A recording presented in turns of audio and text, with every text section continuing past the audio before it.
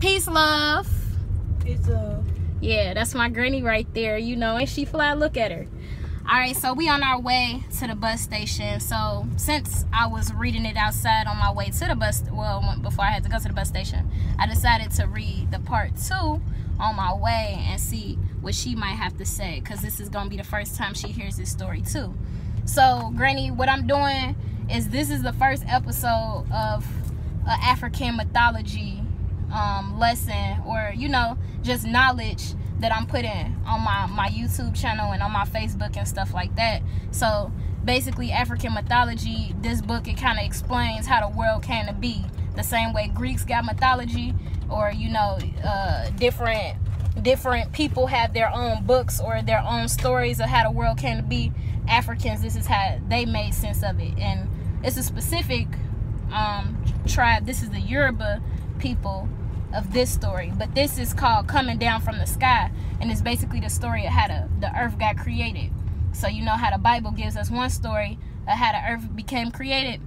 This one doesn't give us something that's completely different, but you'll see. I'm finna read it for you. So this is what some of our ancestors believe in, because I actually do have blood from Nigeria, and she most likely do too, because, you know, she came here before me.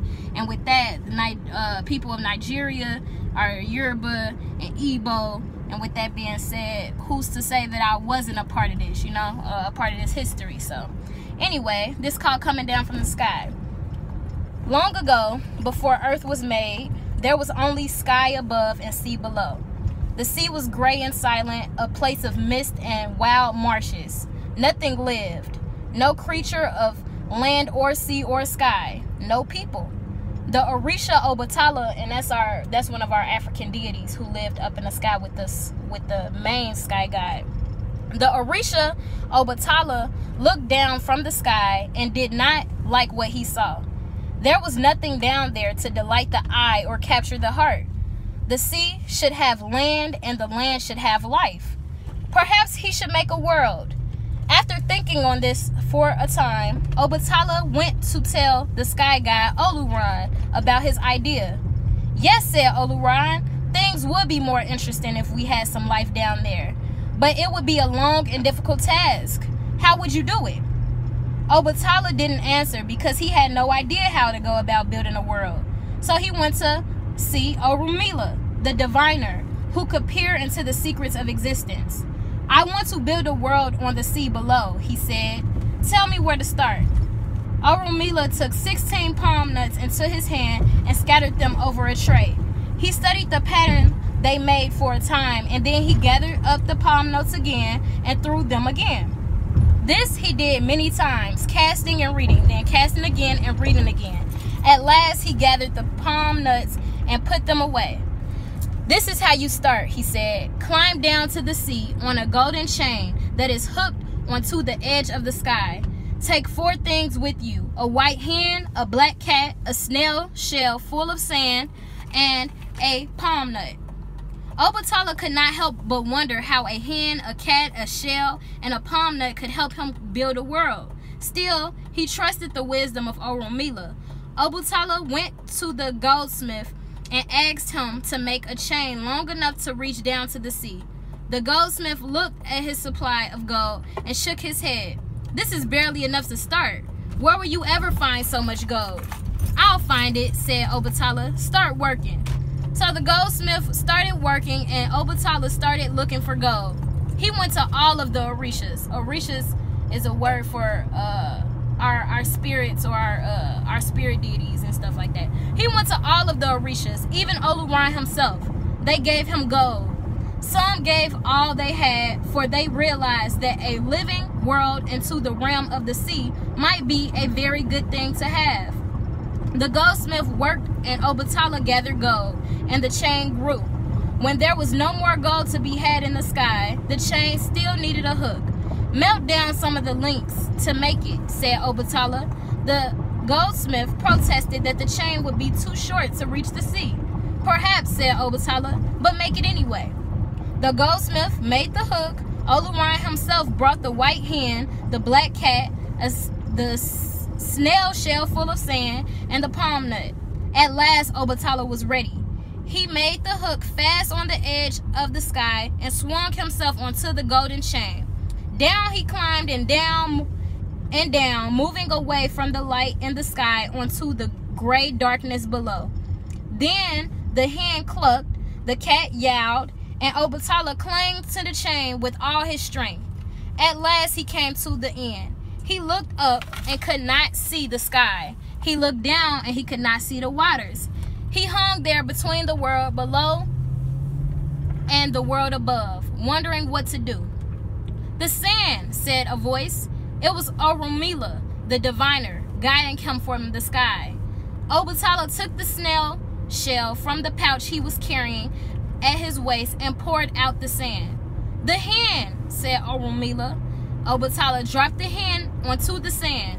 Immediately, she began scratching, clucking happily as she scattered sand in every direction. Wherever the sand fell, dry land appeared. Obatala let go of the chain and dropped to the ground that he had made. He named the place Ife. Like I said, that Ife means love in Yoruba. And there he built a house. There he planted his palm nut, and a palm tree grew. There he lived in a dim, silent world with only the black cat for company. "This place is gloomy," he said one day to the cat. "We need some light." The cat looked at him, its round golden eyes, and began to purr. Making light was beyond Obatala's powers, so he waited. In time, Oluwan sent his messenger to check Obatala's progress. Obatala told him what was needed, and the messenger returned to the sky. Oluwan soon made the sun to shine down on Obatala's world. Obatala loved the light. It reminded him of the sky. The cat took to stretching out in the sunlight for an afternoon's nap. And so it went. Obatala lived contently enough until he realized that the world was still not complete. It needed people. Obatala began to form them out of clay. The work was hard and the sun was hot, so he grew thirsty. He began to drink palm wine, a little at first and then more and more. But by the time that he was finished making his people, he could not stand up straight. When his head began to clear, he called for Oluwan. Only the sky god himself could breathe life into the figures that Obatala had made. Oluwan gladly made the people live. They became flesh and bone and started building houses for themselves. This was the beginning of the city of Ife, of love, which grew up in the place that Obatala had first called by that name. As the people went about their business, Obatala began to notice that he had made mistakes. He had made people with disabilities of many kinds, some with hunchbacks or deformed limbs, some who could not see, some who could not hear. Seeing these things, Obatala realized what had happened. These were the people he formed when he was so drunk on the palm wine. It had made his fingers clumsy, so he could not shape the figures correctly, and clouded his mind so that he did not notice his mistakes. Obatala was overcome with sorrow at the pain that he had caused. Then and there he vowed that he would never drink palm wine and that he would take all the people with disabilities under his protection. And so it was. Since Obatala made the vow and a long time ago, his worshippers have refused to drink palm wine. Those who cannot walk or hear or see have called upon him in time of need, knowing that their prayers will always be heard. Yay! So what you think about that, Granny? Did you listen? Did you hear it? Yeah, I heard it. So what you think about that? I mean, I don't know what to think. It's a story of what the Africans, their version of it. So what am I don't know what to think. I don't have any thoughts. I mean, you an African, right? Well, yeah, I come from Africa. Descendants. I'm African descendant. So do you see any correlations or any similarities of this story in the Bible? Not really. So Just only how we got here, you know, a version of what they're saying how we got here, as opposed to what the King James version says.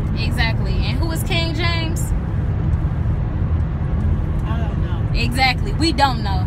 So with that being said, this one. I don't know who this African that wrote that either. But this is known knowledge of all Africans. It ain't one person who decided to mass produce a book and give it as truth.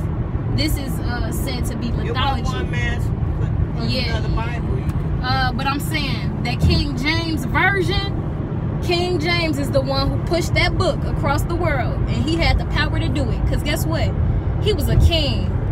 If Africans had that power, honestly, we did have that power, but we wasn't. That's why our knowledge isn't really in books. You know, it's more about oral tradition. Even our spiritual practices, it's really, really hard to find out about our spiritual practices through books, because we are very, very about sacredness, you know, and knowing that we not giving our history and our power over to anyone else who's really not going to do anything but hurt us with that power. You know, we real selective of who we let into our spirituality.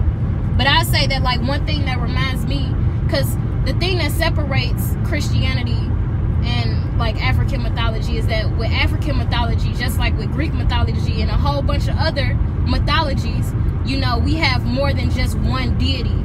There's one ultimate God or consciousness, but we have so many different parts of God that play a role in our everyday life. You know, it's not just limited to just one. You know, God dispersed his power through many different deities, you know. So with this story, Oluran is supposed to be the sky god, which is what reminds me of the Christians' real God, or, you know, just God. You know, they say God is in the sky, or we got that idea that God is in the sky. So in Yoruba, Oluran is the sky god, but there are more than just one. He isn't even all-knowing or all-powerful, but he just has more power and knowingness than the rest of the gods.